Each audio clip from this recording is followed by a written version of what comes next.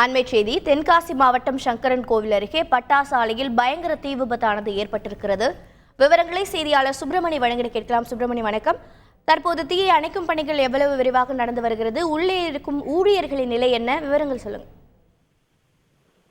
சங்கரன்கோயில் அருகே உள்ள திருவேங்கடம் மைப்பாறை பகுதியில் பட்டாசு கம்பெனியில் பயங்கர தீ விபத்து ஏற்பட்டு கட்டிடங்கள் அனைத்தும் இடிந்து உள்ளதாக தகவல் வெளியாகியுள்ளது. பட்டாசு ஆலையில் சுற்றி பயிரிடப்பட்டுள்ள பயிர்களும் தீயில் எரிந்து வருகின்றன. தொடர்ந்து பட்டாசு ஆலையில் வெடி விபத்து ஏற்பட்டதனால் தீயணைப்பு மீட்பு பணிகள் துறையினர் உள்ளே செல்ல முடியாமல் தவித்து வருகின்றனர். இந்த விபத்தில் உயிர் சேதம் மற்றும் பொருள் சேதம் பற்றி இதுவரை எந்த தகவலும் அதிகாரப்பூர்வமாக வெளியிடவில்லை.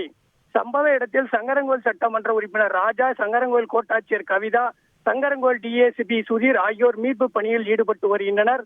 தொடர்ந்து அப்பகுதியில் பட்டாசுகள் வெடித்து வருவதாலும் விவசாய நிலங்களில் அதிகமாக தீ எரிந்து வருவதாலும் அதை அணைக்கும் பணியில் சங்கரன்கோயில் தீயணைப்பு துறையினர் ஈடுபட்டு வருகின்றனர். மேலும் அங்கு நடமாடும் மருத்துவமனை குழுக்கள் உட்பட 5 ஆம்புலன்ஸுகள் தயார் நிலையில் உள்ளது. வெடி விபத்தை கட்டுப்படுத்துவதற்கு அனைத்து விதமான முன்னெச்சரிக்கை நடவடிக்கை எடுக்க வருவாய்த்துறையினர், காவல்துறையினர், சட்டமன்ற உறுப்பினர் தலைமையிலான குழுக்கள் தயார் நிலையில் இருந்து வருகிறது. வெடி விபத்திற்கு உள்ளான பட்டாசு கம்பெனியானது விருதுநகர் மாவட்டத்தைச் சேர்ந்த ராதாகிருஷ்ணன் என்பவருக்கு சொந்தமானது. தற்போது தகவல் வெளியாகியுள்ளது.